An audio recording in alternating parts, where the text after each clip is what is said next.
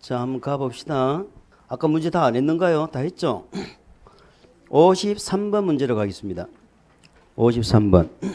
주거환경 개선 사업 시행에 관한 설명 중 틀린 것은 자, 시행자가 정비구역의 전부나 일부를 수용하여 수용 동그라미 대지를 토지 등 소유자 외의자에게 공급하는 방법으로 할 수도 있다. 자, 우리 주거환경 개선 사업 시행 방식이 몇 가지다? 네 가지죠. 1번은 토지 등 소유자가 스스로 보정기하는 방식이죠. 시행자는 기반시설, 공동이용시설만 해주고 주택은 스스로 알아서. 2번이 수용 방식이고 3번이 환지 방식이고 4번이 관리처분 방식입니다. 그런데 이 수용 방식은 주택을 건설했을 때는 토지 등 소유자에게 어떻게 해야 돼? 우선 공급해야죠. 근데 대지를 공급할 때는 이는 우선 공급이란 말이 없죠. 대지는 토지 등 소유자 또는 토지 등 소유자 외의자에게 이렇게 되어 있습니다. 어쨌든 1번은 할 수 있습니다. 2번 시행자는 환지 방식으로 시행하는 경우는 세입자의 동의를 요하지 않으며 자 우리가 지금 이 스스로 하는 방식은요 누가 사업을 했어요? 시장운수 등이 했죠. 자 스스로 하든 2번 3번 4번 방식이든 다 누가 하는 거야? 시장운수 등이 하는데 얘들이 직접 할 수도 있지만은 지정해서 하는 경우도 있죠. 자 시장운수 등이 자 직접 할 수도 있지만은 뭐 한다? 지정해서 할 수도 있다. 요 지정해서 달라져요. 여기는 누구만 지정받아? 토지주택공사 등만. 그런데 여기 지정받는 자는 누구예요? 단독으로 하는 자는 토지주택공사 등 그리고 법인이 있고 공동으로 지정받는 자는 자기 단독으로는 지정 못 받고 얘하고 공동으로 한다 이 말이죠. 그들이 누구에서 건등이죠. 그래서 건등까지는 우리 주거환경개선사업이 나온다는 걸 기억하시라고 했고요. 자, 얘가 직접 할 때는 동의가 없죠. 근데 얘를 지정해서 할 때는 얼마 동의 받았어? 과반수. 근데 얘는 직접 하든 지정하든 무조건 동의를 받는데 토지 등 소유자의 얼마의 동의를 받았어? 소유자의 3분의 2 이상이 동의를 받았죠. 3분의 2 이상이 동의 받는데 누구의 동의도 들어가든가. 그런데 요 세입자 과반수 동의 받는데 요 세입자는 무슨 방식에서만 나온다고? 세입자 동의는 수용 방식에서만 나와요. 그리고 세입자 세대수가 토지 등 소유자의 2분의 1 이하여도 동의 안 받죠? 그렇습니다. 그래서 환지 방식은 세입자 동의 필요 없고 맞습니다. 3번 이의 경우 건설업자도 건설사업자도 단독으로 건등은 단독으로 안 돼요. 건등은 공동으로만 시행자 지정이 가능합니다. 그래서 틀렸습니다. 4번 이의 경우 세입자 세대수가 토지 등 소유자 얼마 2분의 1 이하인 경우 등의 경우는 세입자 동의 절차를 거치지 않는다라고 되어져 있습니다. 그럼 어쨌든 간에 뭐 수용 방식인 경우에 해보면 더 좋은데 정확하게 연결되지는 않았다 그죠. 이번에 환지니까 본래 세입자 동의 없는데 어쨌든 세입자 동의 없는 걸 두 가지를 좀 기억하시기 바랍니다. 무슨 방식이 아니면 안 받아? 수용 방식이 아니면 안 받고 그 다음에 세입자 세대수가 토지 등 소유자 얼마 2분의 1 이하인 경우도 안 받고 그렇게 좀 기억을 해주시고 정답은 3번이 단독으로 지정받을 수 있다고 그래서 틀렸다 이런 얘기입니다. 5번에 관리처분 방식으로 사업을 시행하는 경우 주민대표회가 시공자 추천. 자, 요것도 우리가 좀 아주 새로 신설된 내용인데요. 우리가 조합이 시공자를 선정하는 거 공부했죠. 시공자 선정, 토지 등 소유자가 선정하는 거 공부하셨잖아. 그거 한번 꼭 정리하셔야 되는데 재개발 재건축을 시장 운수 등이 하는 경우가 아까 8가지 있었잖아. 그 경우를 얘기하는 거야. 시장 운수 등이 재개발 재건축을 뺏어서 하죠.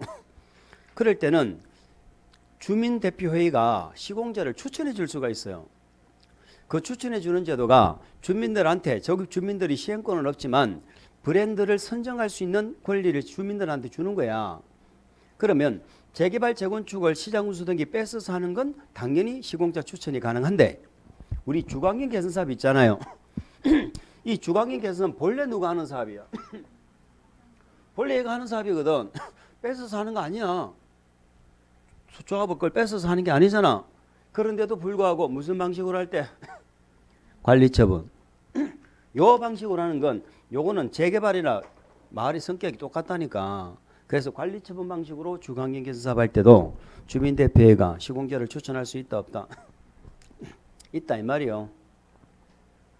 됐죠? 54번 갑니다. 조합 설립 추진위원회에 관한 설명으로 틀린 거. 조합을 설립하려는 자는 정비구역 지정고 시후 밑줄 운영규정 등에 대해서 토지 등 과반수 동의죠. 과반수 동의 밑줄 조합 설립을 위한 추진위원회 추진위원회를 구성하여 괄호 묶으세요. 추진위원회를 구성하여 시장운수 등의 뭘 받아 승인. 자, 우리가 요거 할 때마다 조합 설립하는 거하고 늘 비교를 했습니다. 자, 일단 추진위원회는 구추조시죠. 구역 지정하고 나오는 거 맞죠? 구역 지정하고 나서 나오는 거야. 아까처럼 추진위원회가 안전진단을 요청한다 이러면 틀려요. 아시겠죠? 추진위원회는 안전진단 다 거치고 정비계획 짜서 정비구역 지정하고 구추 이렇게 되는 거야. 자, 어쨌든 조합은 정관을 정하는데 추진위원회는 뭘로 운영한다고? 운영규정입니다. 추진위원회는 한 개만 만들으라고 그랬죠? 그래서 소유자 얼마 동의받아? 과반수. 그리고 조합을 인가받는데 추진위원회는 시장운수 등의 뭘 받아? 승인. 이런 내용도 기억하시고 우리 추진위원회 업무 동행모의고사 할 때 했죠. 우리가 적어도 동행모의고사하고 이 특강 자료 정도 문제 정도는 봐야 돼. 그죠? 봐야 돼. 응? 아, 난 과랑과 면할까 이거 보고 한번 그래야 되는데 어쨌든 왜냐하면 우리가 여기서 다 다루지를 못하잖아. 제가 웬만하면 중복이 안 되도록 하려고 노력을 해서 만들었기 때문에 같이 좀 보시는 게 좋다 이 말이에요. 중복되는 것도 가끔 있을 거예요. 정비사업에 관해서 공공지원 밑줄. 자, 우리 추진위원회가 의무예요? 의무가 아니에요? 조합에서 의무잖아. 의무인데 공공지원할 때는 추진위원회 안 만들어도 된다. 그래서 아까 구역에서 조합으로 바로 갔잖아. 자, 그거 기억하시고 3번 추진위원회가 정비사업 전문관리업자를 선정할 수 있다 없다? 있다. 추진위원회 선정하는 거 정비사업 전문관리업자 한 개 더 설계자 이런 거는 추진위원회가 선정할 수 있습니다. 시공자를 추진위원회가 선정할 수 있다. OX 시공자를 X 시공자는 조합 설립 인가가 있고 나서 하는 거예요. 4번 추진위원장이 사임, 해임, 임기 만료 등으로 착 직무를 수행할 수 없는 때에는 추진위원장 동그라미 위원장 6개월 이상이죠. 밑줄 선임되지 않는 경우 시장운수 등은 전문조합 관리인을 선정하여 추진위원장 위원장 역시 동그라미 위원장이 업무를 대행할 수 있다. 요거는 추진위원이 아니죠. 자, 조합 전문조합 관리인은 추진위원장의 업무를 대행하는 겁니다. 그럼 나중에 조합에 가면은 누구의 업무를 대행해? 조합 임원. 그건 조합장에는 조합 임원 다 대상이 되는 거야. 그러니까 추진위원장과 조합 임원은 똑같아. 사유가 6개월 이상 사임 등으로 자리를 비웠죠. 그럼 시장운수 등이 관리인을 선정할 수 있다 하는 거예요. 아시겠죠? 관리인을 선정할 수 있다. 5번 국토부 장관은 추진위원회 공정한 운영을 위하여 추진위원회 운영규정을 정하여 고시해야 된다. 맞습니다. 운영규정 작성은 누가? 국토부 장관이 표준 운영규정을 작성한다 이런 뜻이에요. 그러면 거기에다가 구체적인 그걸 토대로 구체적인 내용이 어디에서 작성되겠어? 추진위원회가 작성하겠지. 추진위원회가 작성하는 겁니다. 자, 그래서 정답 몇 번이라고요? 틀린 거 3번 55번입니다. 자, 재개발 사업을 조합이 시행하는 경우 조합의 구성원이 될 수 있는 자 이런 거 맞추라고 주는 거죠. 조합원의 구성원 조합의 구성원은 조합원이죠. 조합원은 누가 된다? 토지 등 소유자. 재개발이니까 토지 가진 자도 되고 건물 가진 자도 되고 누구도 되고 지상권자도 되고 맞지요? 지상권자도. 그럼 1번 보세요. 신탁업자가 재개발 재건축할 때는 위탁자를 소유자로 봤어요? 신탁자를 소유자로 봤어요? 위탁자. 위탁자입니다. 그래서 1번은 틀렸어요. 그래서 3번 맞고 2번에 전세권자 4번에 임차권자 지역권자 이런 자들 아니잖아. 요거는 토지 등 소유자가 아니에요. 물어봅니다. 재개발 조합원은 사업에 동의한 자만 조합원이 된다. OX X 동의해야 조합원이 되는 건 무슨 사업이에요? 재건축이죠. 56번 시행자의 의무규정으로 틀린 거. 시행자는 재건축 사업 미줄 재건축 사업 시행으로 철거되는 주택의 소유자 세입자에 대하여 당해 정비구역 내외에 소재한 임대주택 등의 시설에 임시로 거주하게 하거나 주택자금의 용자 알선 등 임시 거주에 상응하는 조치 밑줄 임시 거주에 상응하는 조치 의무는 무슨 사업은 해당이 없다. 재건축은 해당이 없다. 그걸 기억하시면 돼. 뭐 뒤에 부분은 어려운 게 없죠. 2번 보세요. 시행자는 그 임시 거주를 위하여 필요하면 국가지자체뿐만이 아니고 공공단체, 개인 시설이나 토지도 일시 사용할 수 있다. 이거는 공익성이 있기 때문에 가능한 거야. 일시 사용할 수 있는 거야. 국공유지도 사용할 수 있고 개인 것도 사용할 수 있는 거예요. 특히 국가지자체는 대통령령이 정하는 사유가 없는 한 거절도 못한다고 돼 있잖아. 대부료도 면제죠. 그러니까 공익성이 크기 때문에 이게 가능한 거잖아요. 대부료도 면제라니까. 그런데 누구 거는 공짜가 아니야. 공공단체 개인 건 공짜가 아니죠. 그러니까 걔들은 나중에 손실보상 해야 돼. 손실보상. 그리고 국가지자체 거든 개인 거든 간에 사용했으면 공사가 끝나면 원상회복을 시켜줘야지. 원상회복은 30일 이내 시켜줍니다. 30일 이내 원상회복 시켜준다. 그래서 1번이 틀렸다 이런 얘기입니다. 57번 갑니다.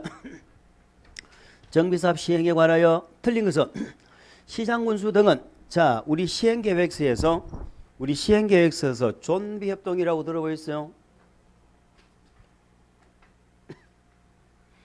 제가 이렇게 말씀을 드렸죠.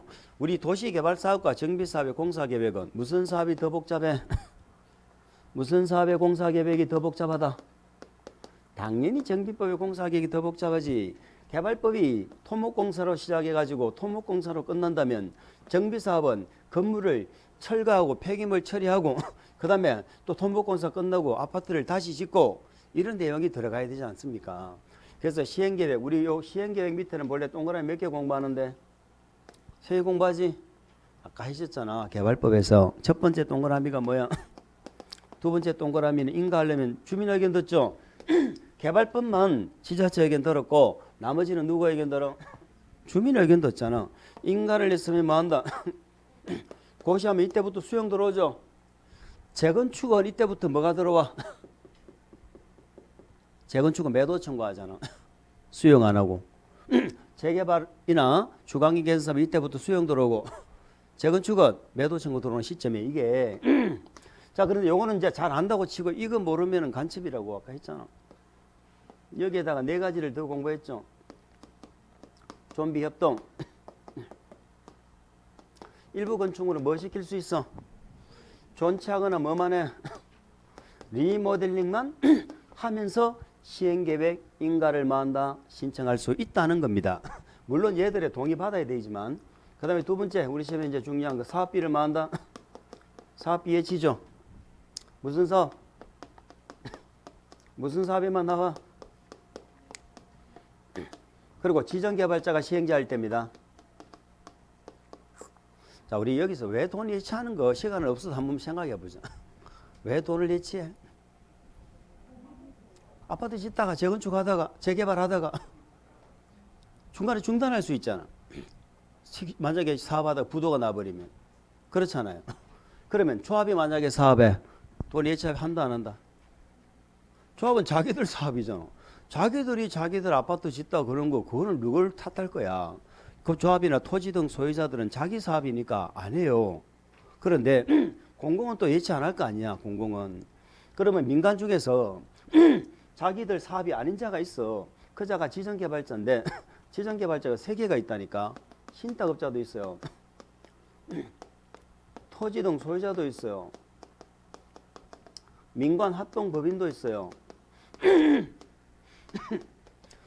자, 신탁업자로서 일정한 요건이 있어.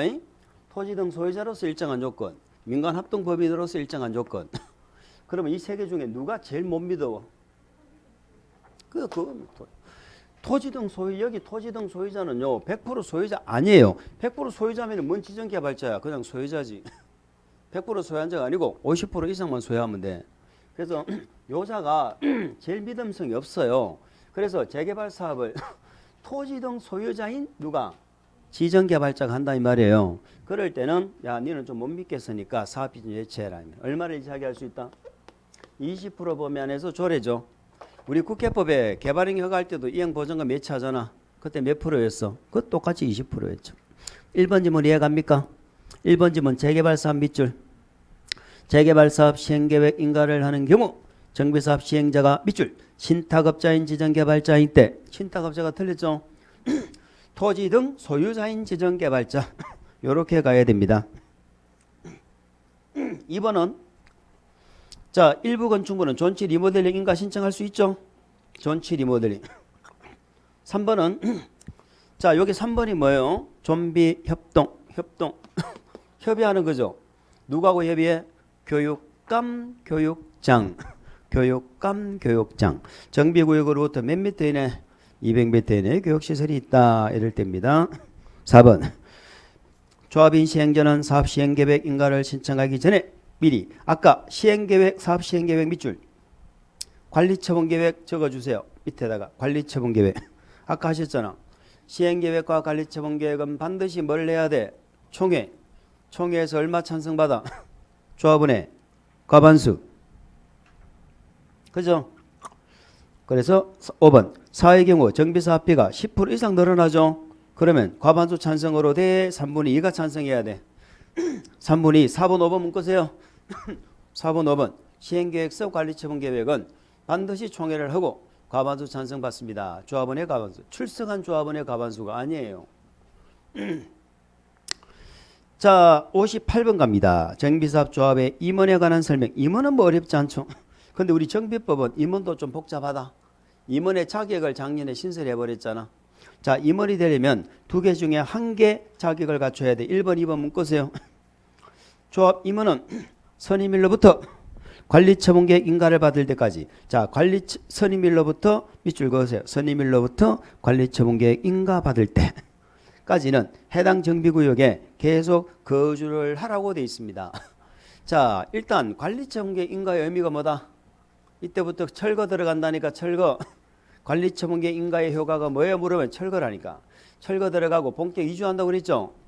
그러면 이때부터는 천하 없는 장사라도 이사를 가야지. 그런데 1번 틀린 이유는 임원이 모든 임원이 아니고 조합장 얘기를 하니까 조합장 니는 관리처분 인가 날 때까지 끝까지 거기서 버텨라는 뜻이에요. 그래서 틀렸어요. 1번이 정답입니다. 자 2번 정비구역에서 거주하고 있는 자로서 선임일 직전 3년 동안 직전 몇 년? 3년 동안 정비구역 내 거주기간이 몇 년? 1년 이상 이자는 임원이 될 수 있습니다. 그러면 감사라 적어놨지만 모든 임원이 될 수 있는 자격 요건이에요. 자 일단 임원이 되려면 선임일 당시 거주를 해야 된다는 거죠. 거주 안 하면 안 돼. 거주하는데 선임일 직전 3년 동안 몇 년 이상? 1년 이상. 그러니까 거주하고 있는데 계속해서 거주했을 필요는 없고 직전 3년 동안의 거주기간을 합하니까 얼마가 되더라? 1년이 되더라. 그런 뜻입니다. 아니면 1년 거주가 아니면은 5년 소유도 됩니다. 5년 소유. 5년 소유도. 이거 3번에 나와 있네. 3번에. 그 2번 3번을 또 이렇게 같이 묶어서 기억하시고 1번은 누구 얘기고 조합장 얘기고 4번 토지 등 소유자 수가 100인을 초과한다. 우리 뭐 이사 숫자를 몇 번 물어본 적이 있는데 100명 이하면 3명 이상 100명 초과면 5명 이상입니다. 우리 조합 임원과 대의원 있죠. 얘들은 전부 정관으로 정해. 그러니까 100명 초과한다 그러면 이사는 5명 이상에서 정관. 아시겠죠? 100명 이하면 3명 이상에서 정관. 이런 얘기가 되겠습니다. 5번 시장군수 등은 총회에서 조합원 과반수 출석. 요것도 신설된 내용인데 좀 한번 기억을 좀 해주세요. 과반수 출석 조합원 과반수 동의돼 있죠. 자 우리 정비법에는 일반 의결이 과반수 출석한 조합원의 과반수 찬성이거든. 그런데 여기 동의 나와 있죠. 동의가 딱 두 군데 나와. 그 두 군데가 다 뭐냐? 임원 자를 때 나옵니다. 임원을 잘라야 되겠다. 이러면은 과반수 출석한 조합원의 과반수 동의입니다. 그런데 여기는 2번 자른다고 안 돼 있고 뭐라고 돼 있어? 전문조합 관리인 선정을 요청한다고 돼 있죠. 아까 전문조합 관리인 선정하는 게 6개월 이상 비어 있으면 선정을 할 수 있거든요. 그거 하고 얘하고 두 개예요. 그러면 6개월 이상 비어 있다는 건 임원이 지금 없잖아. 그러니까 선임한다는 건 당연히 이해가 가요. 근데 여기는 임원이 있어요. 근데 조합원들이 모여가지고 쟤 좀 자르고 관리인 좀 선정해달라고 이렇게 하는 거예요. 지금 워낙에 일을 못하니까 그런 거 아닙니까? 그럼 나중에 전문조합 관리인이 선임이 되면은 해당 임원은 어떻게 된다? 당연 퇴임한 것으로 본다. 이렇게 되는 겁니다. 그죠? 59번 갑니다. 정비사업 시행 방식입니다. 허용되지 않는 거. 뭐 기본이죠. 시행자가 정비구역에서 인가받은 관리처분계획, 관리처분계획 밑줄 좀 줘볼까? 주택, 부대복리시설 및 오피스텔. 여기까지 딱 읽으면 무슨 사업이에요? 재건축 얘기죠. 오피스텔 짓는 건 재건축이잖아. 재건축. 그리고 재건축은 시행 방식이 몇 개입니까? 오로지 하나밖에 없다. 관리처분계획. 관리처분계획. 재건축은 환지 있다 없다? 없어요. 그런데 주관인 개선사업 틀렸죠? 그래서 1번이 정답입니다. 2번은 정비구역 일부나 전부나 관계없죠. 수용했죠. 수용 방식 있죠. 주택건설은 어떻게 한다고? 토지 등 소유자에게 우선 공급하죠. 맞습니다. 주거환경 개선사업. 3번 환지. 주거환경 개선사업 환지 있습니까? 있죠. 환지도 있고 관리처분도 있고 다 있습니다. 4번 인가받은 관리처분계획에 따라서 관리처분계획 밑줄 그면은 건축물 건설 공급한다고 돼 있네. 재개발은 주택뿐만이 아니고 상가 공장 다 대상으로 하죠. 그래서 건축물 이렇게 표현합니다. 재개발 맞습니다. 시행자가 정비구역 안에서 정비기반시설을 설치하거나 확대하고 자 사업 시행자가 괄호로 묶어주세요. 맨 앞에 사업 시행자가 정비구역 안에서 정비기반시설 설치 확대하고 토지 등 소유자가 괄호 묶어주세요. 토지 등 소유자가 스스로 주택을 보정개한다. 자, 요게 스스로 보전 정비 개량하는 방식이죠. 시행자는 정비 기반 시설, 공동 이용 시설만 해주고 주택은 소유자가 알아서 하고 아시겠죠? 그래서 주관경 개선사업이 방식이 네 가지가 있잖아요. 60입니다.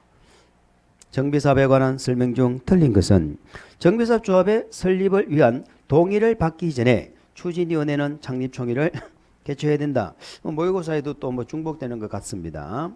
자, 일단 창립총회라는 게 뭡니까? 동의를 받아야죠. 조합 성립 동의는 받았는데 이제는 시장운수 등한테 인가 신청을 해야 될 거 아니야. 인가 신청하기 전에 정관 확정 짓고 임원 뽑고 그 하는 절차가 창립총회예요. 그렇기 때문에 동의 받고 뭐 하기 전에 인가 신청하기 전입니다. 동의 받은 후 인가를 신청하기 전에 동의받기 전에 한다는 거 잘못됐죠. 동의받기 전에 한다는 건 잘못됐어요. 거기서 뭐 한다고? 정관 확정. 창립총회에서 정관 확정. 그 정관이 정하는 바에 따라 조합 임원, 대의원 선임하는 것이다. 임원과 대의원 선임하고. 그래서 인가 신청하는 거예요. 1번이 틀렸고 정답입니다. 2번 관리처분 계획을 토지 등 소유자 전원 동의. 전원 동의 밑줄 소유자 전원의 동의. 자, 이런 말들이 나오면 눈도장 찍어뒀다가 본 것 같다. 이건 경미한 변경이거든. 경미한 변경은 아까 관리처분계획이든 시행계획이든 다 총회한다는 거 말씀드렸죠. 그럼 경미한 변경은 총회한다 안 한다? 할 필요가 없고 그냥 신고만 하면 되는 거예요. 3번 대지건축물을 분양받은 자는 소유권 이전 고시가 있은 날의 다음날. 자, 우리는 정비사업에서 대지건축물의 소유권은 언제 소유권을 취득하게 된다? 이전 고시가 있던 날에 다음날 빼먹으면 안 돼. 다음날에 대지건축물에 관한 소유권을 취득한다. 우리 환지 방식은 언제 소유권을 취득했어? 환지처분 공고일의 다음날. 여기는 소유권 이전 고시일의 다음날 이런 얘기죠. 4번 시행자는 소유권 이전 고시가 있을 때에는 지체 없이 대지건축물에 관한 등기를 지방법원 지원 또는 등기소에 촉탁 신청. 자, 우리 정비사업은 공사가 끝났어. 바쁘죠? 지체 없이. 자, 우리도 바쁜데 그래도 바빠도 한번 이야기해보고 넘어갑시다. 비교를 한번 해보자. 자, 환지 방식에서는 말이죠. 환지 방식에서는 환지 계획에 인가가 났고 공사가 끝나가지고 중간검사까지 받았으면은 환지 처분을 하거든요. 환지처분. 그러면 준공검사를 받고 환지처분은 아까 했잖아. 며칠 이내 환지처분하라고. 환지처분하는 방식은 환지계획에 정해준 사항을 토지 소유자에게 알리고 대외적으로 관보나 공부에 뭐하고 공가하면 언제 소유권을 취득해. 이렇게 됐잖아요. 우리 정비사업은 관리처분 계획이죠. 정비사업은 환지계획이 해당하는 계획이 무슨 계획이야? 관리처분 계획에 인가고시가 떨어지면 공사에 들어가고 공사 끝나서 중공검사 받고 고시를 하게 되면은 여기는 뭘 한다고 그래요? 소유권 이전해 준다고 얘기합니다. 그러면 정비법은 공사가 일단 끝났잖아요. 바쁘다네요. 바빠. 그래서 언제까지? 지체 없이 소유권 이전해 줘야 되는데 이전하는 방법은 바로 소유권 이전할 수 있는 게 아니고 대지 확정 청량 해서 뭐를 한다고? 토지 분할을 하죠. 토지 분할을 한 다음에 이 관리처분계획에 정한 사항을 분양받을 자에게 알리고 그리고 대외적으로 공부에 뭐하면 고시하면 언제 소유권을 취득해? 똑같잖아. 아래위가. 차이점이 뭐야? 여기는 토지 분할 절차를 거쳐야 된다는 거야. 거쳐가지고 알리고 고시하면 다음날 취득하는 거예요. 그러면 여기는 자 여기는 60일 내에 환지처분했잖아. 여기는 소유권 이전을 며칠 이내 했다고? 지체 없이. 환지처분 공고를 하고 이제 환지 등기를 해야죠. 소유권 이전 고시하고 소유권 이전 고시를 이전 등기를 해야죠. 자 여기 환지 등기는 며칠이네? 14일. 여기 소유권 이전은 며칠이네? 정비법은 공사 끝나면 바쁘다니까. 이렇게 달라요. 이렇게.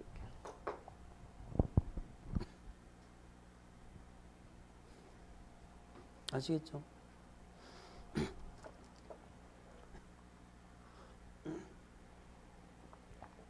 자, 5번은 뭐냐? 정비사업의 효율적인 추진을 위하여 필요한 경우는 당해 정비사업에 관한 공사가 전부 완료되기 전이라도 자 밑줄 한거 볼까? 공사가 전부 완료되기 전에 완공된 부분 밑줄 긋고 완공된 부분을 괄호로 한 번 더 묶어주세요. 거기에다가 예외라고 적어주세요. 예외. 완공된 부분에 대해서 준공인가를 받아 대지건축물별로 분양받을 자에게 소유권 이전해 줄 수 있다. 요거는 예외면은 원칙은 뭐가 원칙이라고? 공사가 전부 완료되고 준공인가해서 소유권 이전해 주는 게 원칙. 그런데 예외적으로 완공된 부분에 대해서 준공인가 받아서 소유권 이전할 수도 있다. 그런 얘기가 되는 겁니다. 61번 갑니다. 정비사업의 청산금입니다. 옳은 거 청산금.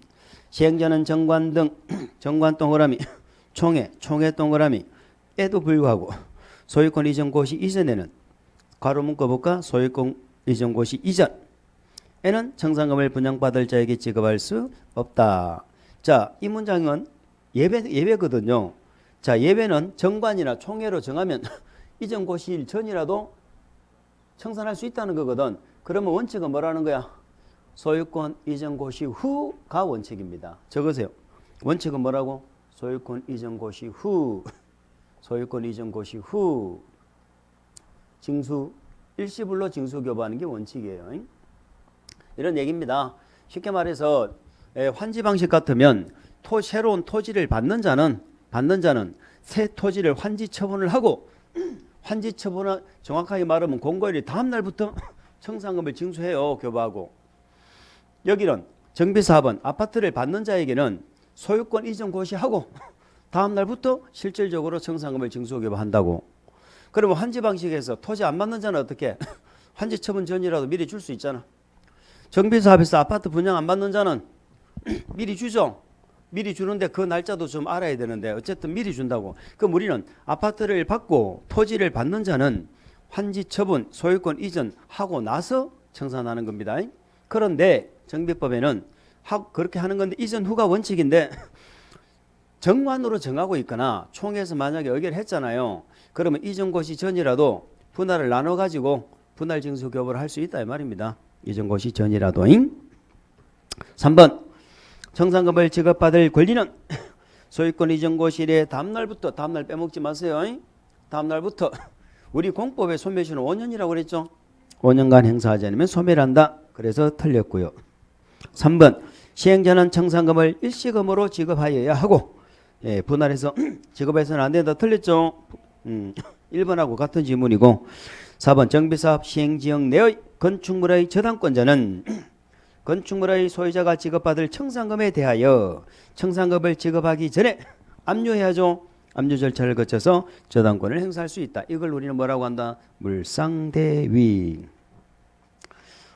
자, 5번 청산금을 납부할 자가 이를 납부하지 않는다. 그러면 강제징수 들어가죠.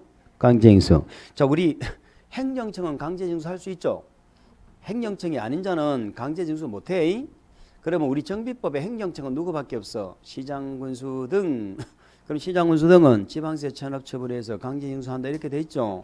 그러면 시장군수 등이 아닌 자는 어떻게 해야 돼? 시장군수 등에게 위탁. 수수료 몇 프로 떼어주죠? 4%. 62번 갑니다. 관리처분 계획에 관한 설명으로 틀린 거. 재건축 사업의 관리처분 기준은 자, 재건축 사업 동그라미 치세요. 재건축 사업의 관리처분 기준은 조합은 전원동의 밑줄 전원동의 받아서 관리처분 기준과 달리 정할 수 있다. 우리 관리처분 계획 기준을 대통령령에서 정하고 있거든요. 정하고 있는데 이렇게 하라고. 근데 재건축은 사실상 개인 사업이죠. 그래서 전원이 동의하면 다르게 정할 수도 있어요. 그러면 전원 동의로 기준을 다르게 적용할 수 있는 사업은 무슨 사업이다? 재건축 이렇게 가야지. 재개발하면 안 돼. 이거는 재건축 사업 얘기예요. 종전토지 건축물에 대하여 관리처분 계획 고시가 있어도 보상이 완료되지 아니한 권리자는 종전토지의 사용이 금지된다. 이거는 뭡니까? 자, 우리 관리처분 계획의 인가고시가 떨어지면 효과를 우리가 4가지 공부했거든. 아까도 말씀드렸잖아. 관리처분 계획의 인가가 떨어지면 그때부터 뭐 하는 거라고? 건물 철거 들어가고 그때부터 관리처분 계획의 인가가 나면 관리처분 계획입니다. 인가 후부터 기존 건축물에 뭐가 들어간다고? 철거가 들어가는 거예요. 이게 원칙이에요.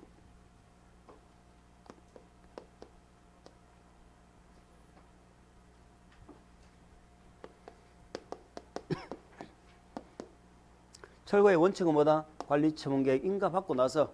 그런데 예외가 있었죠. 예외가 뭐예요? 건물이 지금 붕괴 우려가 있어.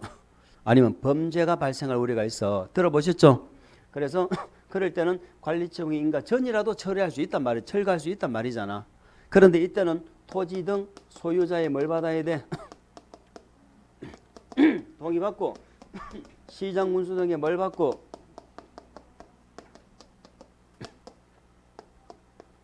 요거 2개를 받아야만이 미리 철거할 수 있는 겁니다. 그럼 미리 철거됐어. 자, 우리 아파트가 지금 붕괴 우려가 있어가지고 철거를 했거든요.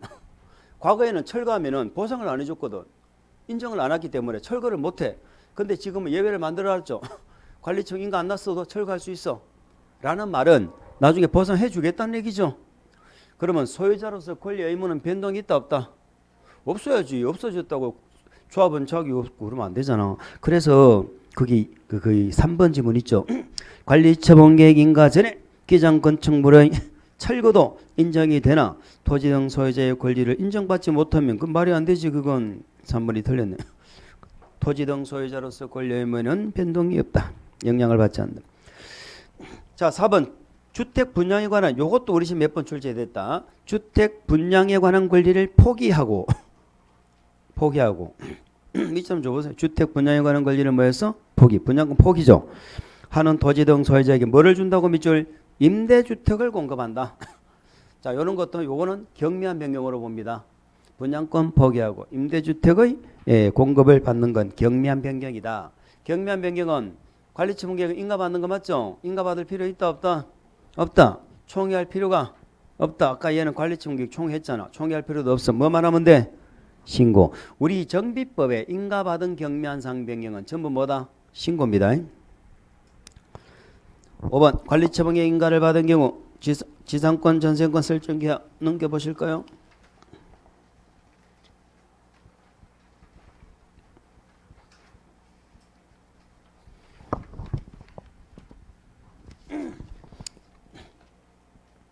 계약기간에 관해서 예외적으로 민법, 주임법 일부 규정을 적용하지 않는다. 여기 중요한 건 뭐다? 역시 관리처분계획 인가를 받았다라는 것이 중요합니다. 관리처분계획 인가를 받았다라는 말의 의미가 뭐다? 본격 이주, 철거하고 이주, 맞죠?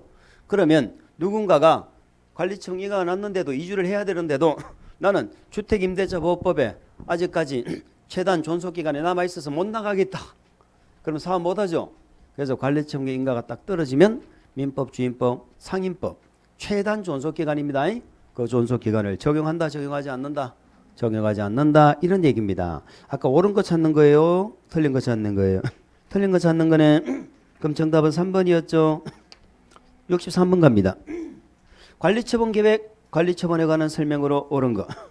관리처분계획의 인가고시가 있을 때에는 종전토지의 임차권자는 시행자의 동의를 받아도 거기 밑줄 긋습니다. 종전토지를 사용할 수 없다. 자, 두 번째 효과. 사용수익이 뭐가 된다고? 사용수익이 정지되죠. 환지 방식하고는 달라. 여기는 사업 들어오면 사용 못해요. 언제부터 사용 못해? 관리처분계획 인가고시가 떨어지면 언제까지? 소유권 이전 고시가 있을 때까지. 다음 날 되면 이제 받으니까. 그럼 관리처분 인가고시가 떨어지면 사용 못하죠. 그런데 여기도 예외가 있다 없다? 사용할 수 있는 예외가 있죠. 그 예외가 첫 번째 시행자의 뭘 받으면 시행자 동의 받으면 사용할 수 있다니까. 두 번째 손실보상이 완료되지 않았죠. 손실보상이 완료되지 않았다. 이러면 사용할 수가 있어요. 우리 관리처분계획 내용에 우리 돈 중에 세입자한테 줘야 될 거 이거 평가액을 다 적어놨잖아. 명세하고 그거 적어놓은 이유가 이때 돈 내주고 공사하라는 거예요. 그런데 손실보상을 안 해주잖아. 그 세입자는 안 나가도 돼. 안 나가도 돼. 아시겠죠? 한 개는 또 뭐였어? 지금 아까 네 번째 봤잖아. 관리처분 인가 떨어지면 최단 존속기간 인정한다 안 한다? 다 아시는 거죠? 네, 적용하지 않는다 이런 것들. 그럼 한 개가 남았네. 3번이 뭐야?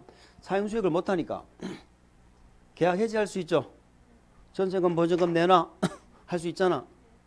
전세금 보증금은 조합은 소유자가 주는 게 원칙인데 안 주면 누구한테 청구할 수 있다? 시행자한테. 시행자가 대신 내주는 건 일종의 대위 변제이기 때문에 구상 들어가겠죠. 구상이 안 되면 정비법에는 어떻게 하더라? 압류. 압류는 뭐하고 동일한 효력? 저당권. 63번 1번 지문 됐습니까? 동의를 받으면 사용할 수 있죠. 동의를 받아도 사용 못한다는 건 잘못됐잖아. 동의를 받거나 손실보상이 완료되지 않으면. 2번입니다. 재 또는 위생상의 위해를 방지하기 위하여 토지의 규모를 조정할 특별한 필요가 있는 때는 관리처분 계획으로 건축물의 일부 가로 묶어주세요.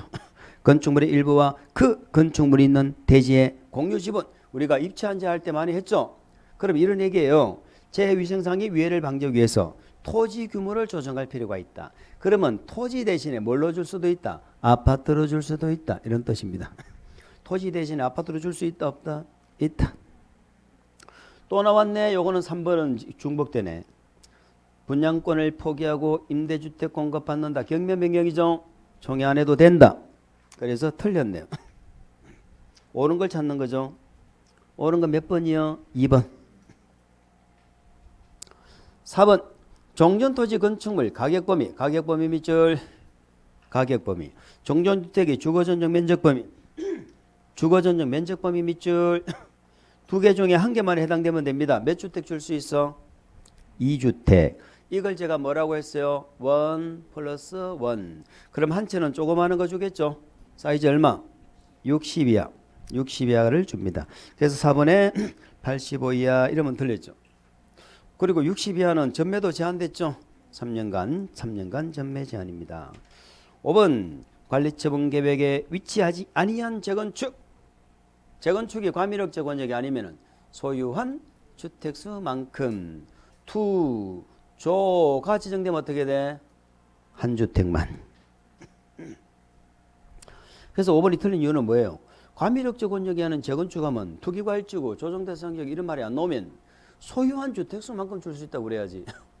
소유한 범위에서 3주택까지 줄 수 있다는 말은 과밀 억제, 권역, 안에 재건축이죠. 64번 도시형 주택 중 원룸형 주택에 관한 설명으로 틀린 거. 자, 우리 도시형은 종류가 몇 개? 3개. 단지형, 연리, 단지형, 다세대, 그리고 원룸형. 단지형에는 아파트가 있다 없다? 방금 했잖아. 단지형, 연립, 단지형, 다세대라니까. 단지형 아파트 없잖아. 근데 원룸형은 아파트, 연립, 다세대 다 가능합니다. 그러면 우리 시험에 만약에 아파트라는 걸 전제로 깔아놓고 도시형이 되나 안 되나 물어본다니까. 그럼 아파트가 도시형이 되려면 뭐밖에 안 돼? 그렇지. 그걸 생각내. 우리 원룸은 사이즈가 얼마? 50이야. 50. 우리가 도시형은 300세대 미만이죠. 근데 국민주택 규모죠. 도시지역이죠. 그럼 도시지역의 국민주택 규모는 본래 얼마예요? 85까지 할 수 있잖아. 그럼 단지형은 85까지 돼요. 근데 원룸형은 50까지밖에 안 돼. 자, 원룸이란 건 방이 몇 개? 한 개지. 그런데 사이즈가 얼마 이상이면 30 이상은 2개. 지하층이 넘으면 된다 안 된다? 뭐 그런 내용이에요. 1번 질문 어때요? 20 이상인 경우 욕실, 보일러실 제외하고 2개가 아니죠. 30 이상인 경우 1번이 정답. 우리 도시형 생활주택은 분양가 상한제 적용 안 받죠? 3번 300세대 미만 좋습니다. 주거 전용 면적이 50제곱미터를 초과할 수 없죠? 이야. 이 법에 의해서 감리자를 제정하지 않는다. 우리 도시형에 여러 가지 혜택을 주는데요. 그 혜택 2가지를 적어놨네. 도시형을 지을 때는 주택법으로 감리 안 합니다. 건축법으로 감리합니다. 주택법으로 사업계획 승인받아도 감리를 건축법 규정으로 한다니까. 그리고 공급할 때 분양가 상한제 적용 안 하죠. 그 2가지 정도는 기억하세요. 자, 도시형하고 일반 아파트는 한 건물에 못 짓잖아요. 그런데 예외는 뭐만 예외를 인정해? 원룸은 집주인이 사는 한 채는 얼마든지 지을 수 있죠. 근데 집주인은 작은 집에 살면 뽀다고 안 나잖아. 85 초과하는 1세대. 요거는 어디든지 가능해. 그런데 여러 세대하고 1세대란 말이 없으면 어디에만 지을 수 있어? 그거는 주상복합이니까 준주가구 어디? 상업지역에서만. 그럼 5번 어때요? 이종 일반 주거지역에서 원룸형 주택과 주거전용 면적 80을 초과하는 1세대. 요거는 집주인이 사는 집이죠. 요거는 용도지역과 관계 있다 없다? 없어. 다 지을 수 있는 거예요. 도시지역이라면 지을 수 있다. 65번 주택법령상 주택에 딸린 시설 설비로서 부대시설이 아닌 것. 자, 이런 형태도 가끔 자주 물어봐요. 자, 보안등 거기 딸려 있는 건 부대입니다. 보안등 부대죠. 경로등, 복리종, 안내표지판, 주차장 다 부대 아닙니까? 주택단지 안에도 다 부대가 되겠습니다. 66번 주택의 정의로 틀린 것. 주택은 세대의 구성원이 장기간 독립된 주거 생활할 수 있는 구조로 된 건축물에 전부 또는 일부 및 그 부속 토지를 말한다. 자, 우리 주택이란 건 다 장기간 독립된 주거 생활할 수 있는 구조가 돼야 되죠. 구조를 갖춘 건축물인데 우리 시험은 그걸 물어보는 것이 아니고 부속 토지를 포함하느냐 안 하느냐 그걸 물어본다니까. 우리 주택법의 주택은 부속 토지까지 묶어서 주택이라고 합니다. 아시겠죠? 우리 세법에도 주택은요 누진세 적용하잖아. 토지 포함하잖아. 2번 국가가 건설하는 주택으로서 국민주택 규모야 국민주택 규모야 밑줄 국가 밑줄. 자, 우리가 국민주택은 크게 2개입니다. 일단 전제 조건은 국민주택 규모가 돼야 돼. 규모가 크면 안 돼. 두 번째 국지공이 지은 거. 두 번째 국가지자체 재정 주택도시기금. 아시겠죠? 그러니까 주체가 국지공이거나 아니면 돈을 공적 자금을 빌려서 지었거나 건설하면 그러면 국민주택이 되는 거야. 그럼 2번은 국가가 지었고 국민주택 규모 이하죠. 당연히 국민주택이지. 3번 민영주택은 국민주택을 제외한 걸 말한다. 그렇죠. 4번 준주택은 주택 외의 건축물. 이걸 한 번 더 연습을 안 하셨을 것 같아서 넣어놨습니다. 자, 주택이든 주택이 아니든 부속토지 포함이다 제외다. 포함이여 준주택도 주택이 아닌 시설로서 주거시설로 이용이 가능한 거지만 부속토지를 포함해서 말합니다. 야, 종류는 다 잘 외우고 계시죠? 오노다기. 5번 아까 했죠? 도시형생활주택은 몇 세대 미만? 300세대 미만. 67번 사업주체에 관련된 설명으로 틀린 것. 자, 우리 주택법은 사업주체가 되려면 뭐를 해야 돼? 등록해야지. 등록해야 단독 사업주체가 되는 거야. 등록. 그럼 등록은 민간이다, 공공이다? 등록하는 자는 민간이요, 공공이요? 민간이죠. 그러면 우리 민간은 등록을 해야 단독으로 사업이 가능한데 이 믿음직스러운 이놈들은 등록해 안 해? 너무 믿음직스럽죠. 절대로 이 나쁘지 않을 것 같죠. 얘들은 등록 안 한다. 이번 시험에 꼭 물어봐야 돼. 얘들은 믿음직스럽다는 거. 그래서 얘들은 단독으로 사업할 수 있는 자고. 자, 단독 내가 나는 등록하기 싫어. 등록하기 싫어 그러면 토지 소유자나 누구? 주택조합이나 누구? 고용자 3개 있었죠. 얘들은 나는 등록하기 싫어. 그러면 등록한 자고 뭐 하면 돼? 같이 하면 되지. 그러면 얘들하고 같이 한다는 건 등록한다 안 한다? 안 하니까 같이 하는 거지. 지가 등록했으면 뭐하러 같이 해? 지 혼자. 아시겠죠? 그래서 1번 주택조합은 국가, 지자체 및 지방공사와 공동사업주체가 될 수 있다. 그것도 좀 기억하세요. 무슨 말이다? 우리 주택조합은요. 여기 옆에 괄호가 2개가 있어요.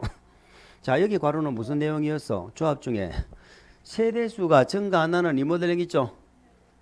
세대수 증가 안 하는 리모델링은 공동사업주체 안 돼. 한 채라도 세대수가 증가해야 돼. 두 번째 얘기는 뭐가 나와? 등록사업자뿐만이 아니고 누구하고도 공동을 해? 지자체나 공사하고도 공동을 해. 그럼 지자체나 공사하고 공동을 할 수 있는 건 누구밖에 없어? 누구밖에 없다고? 조합밖에 없습니다.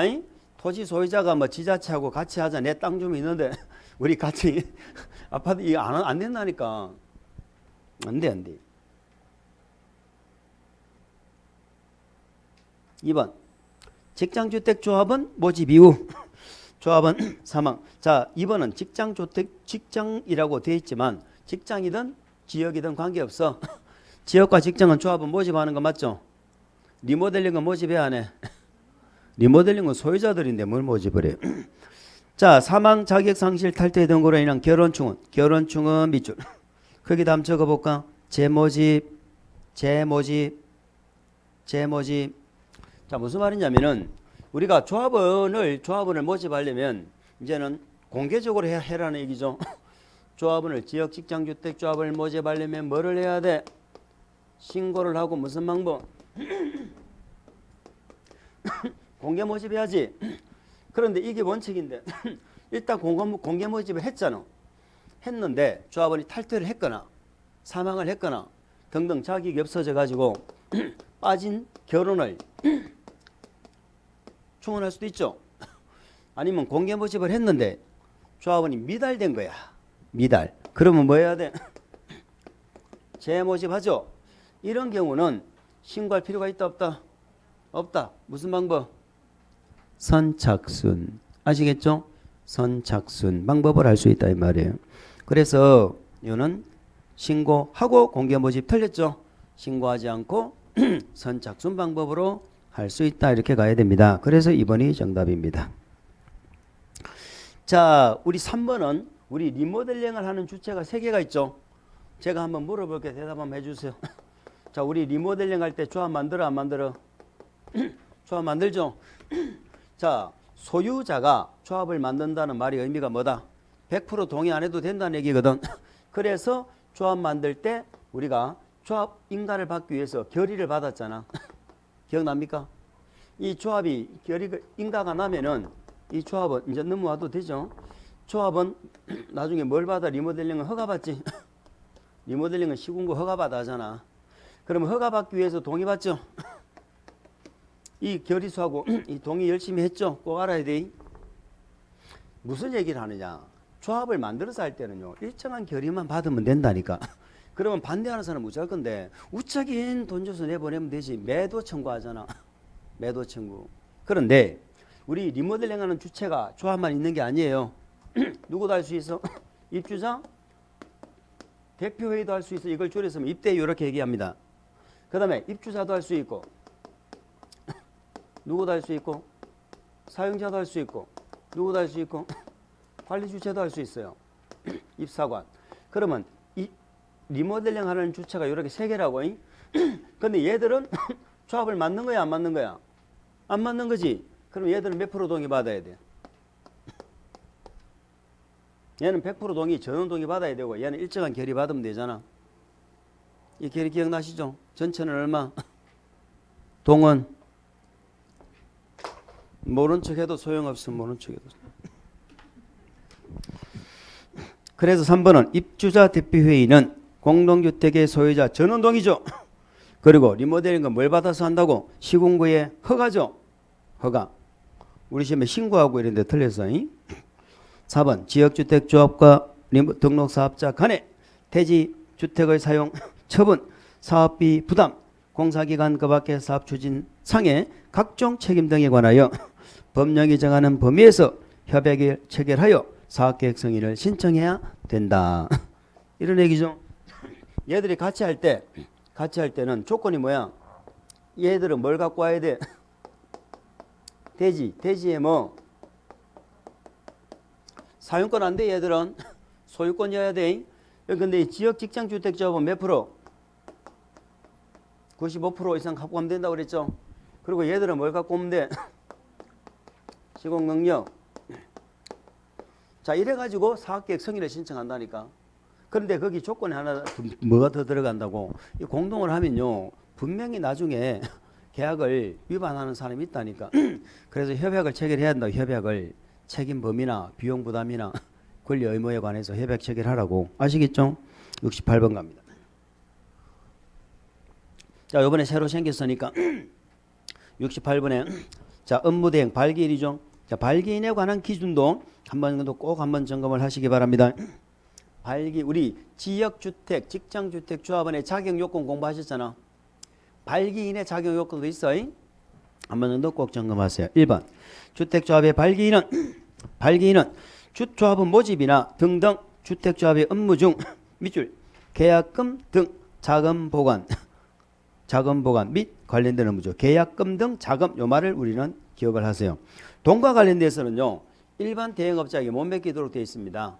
신탁업자에게 대행하게 되도록 되어 있어요. 그래서 개인인 중개업자 안 됩니다. 개인인 중개업자도 대행은 합니까? 대행은 하지. 업무 대행자는 자, 3년도별로 분기마다 밑줄 분기마다 해당 업무의 실적 보고서를 작성하여 조합이나 발기인에게 제출해야 됩니다. 국장은 주택조합의 원활한 사업 추진, 조합원의 권리 보호를 위하여 국토부 장관이 나온다는 거 하나 기억하세요. 국토부 장관은 밑줄. 공정거래위원장과 협의를 합니다. 공정거래위원장과 협의를 거쳐서 밑줄 표준 업무 대행계약서를 작성 보고할 수 있다. 뭐 임의 규정이긴 하지만 우리 공법에 표준이란 말이 나오면 다 국장이 만듭니다. 국토부 장관입니다. 4번 조합원 모집 신고를 하는 날부터 자, 밑줄 한번 줘볼까? 모집 신고하는 날부터 조합 설립 인가일까지 밑줄 조합 설립 인가일까지 세대주를 포함한 세대번 중 한 명에 한정하여 주거 전용 면적 85 이하의 주택 한 채를 소유한 세대의 세대주는 발기인이 될 수 있다. 자, 우리 지역주택 조합원의 자격이 뭐든가 집이 아예 없거나 한 채만 있어도 되죠. 그러면 발기인은 뭐야? 나중에 이 조합을 만들어 가지고 그 발기인들이 조합원이 되는 거야. 그러니까 자꾸 발기인이 이름을 이렇게 지어서 자꾸 이 발기인도 누가 조합원이 될 자격이 있는 거야. 집이 없거나 한 채만 있는 자 있잖아. 얘가 이 자격이 있는 거야. 그런데 얘는 언제부터? 뭐지? 신고할 때부터 인가받을 때까지. 아시겠죠? 인가받을 때까지 그게 발기인의 자격이에요. 됐죠? 한번 참고해 주시기 바랍니다. 그럼 우리 조합원의 자격은 언제부터? 인가 신청할 때부터잖아. 인가 신청할 때부터 입주 가능일까지 그래야 되고. 자, 5번 사의 경우 조합원 모집 신고를 하는 날. 자, 4번 5번 묶어서 한 번 정도 그 정도는 기억합시다. 발기인의 자격 요건입니다. 그래서 발기인은 조합원과 차이점이 조합원은 인가 신청하는 날을 기준으로 하는데 발기인은 뭐 조합원 모집 신고하는 날을 기준으로 한다는 겁니다. 모집 신고하는 날을 기준으로 한다는 거예요. 그리고 우리 지역주택조합은 그 지역에 6개월 이상 실제 거주를 해야죠. 그런데 이 발기인은 1년 이상을 거주를 해야 돼. 1년 이상. 모집 신고하는 날 1년 전부터 거주를 해야 된다는 것입니다. 그런 것들도 한번 참고. 올해 새로 이제 신설됐으니까 그 정도 보시기 바랍니다. 69번 봅니다. 좀 쉬었다 할까요? 좀 쉬었다 하겠습니다. 좀 쉬었다.